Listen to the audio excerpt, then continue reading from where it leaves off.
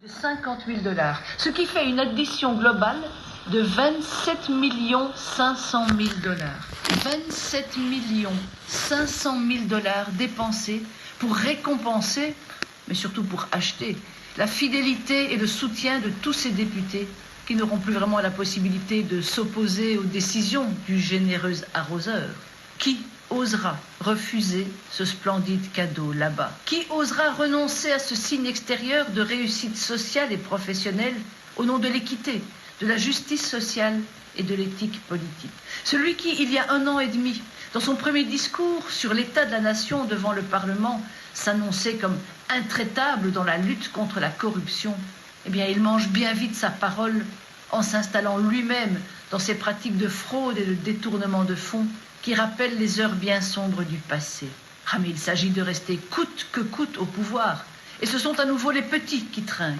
500 jeeps de luxe au détriment du système de santé, d'éducation de base, des infrastructures sanitaires. Je ne vous parle même pas de la stratégie de vaccination contre le Covid.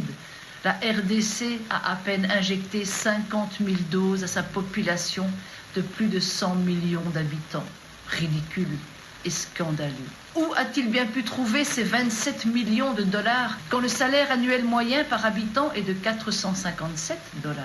Comment peut-il espérer être pris au sérieux par la communauté internationale quand il se discrédite dans de telles pratiques, alors que son sous-sol regorge de richesses? La RDC est un des pays les plus pauvres du monde et l'un des plus corrompus. Il occupe la 161e place sur 180 dans le classement des pays les plus corrompus. Quelle honte!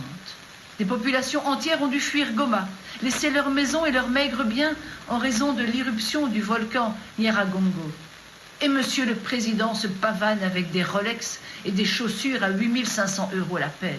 Ce sont la communauté internationale, les ONG et les citoyens eux-mêmes qui viennent en aide aux sinistrés, alors que la classe politique assure ses arrières financièrement, met à l'abri ses petits protégés en détournant l'argent public et probablement les aides internationales destinées à soutenir la population. Monsieur Tshisekedi, honte sur vous. Vous disqualifiez l'ensemble de la classe politique africaine. Vous ébranlez encore un peu plus la crédibilité de l'Afrique. Mais surtout, vous apportez de l'eau au moulin des racistes et des extrémistes de tout poil.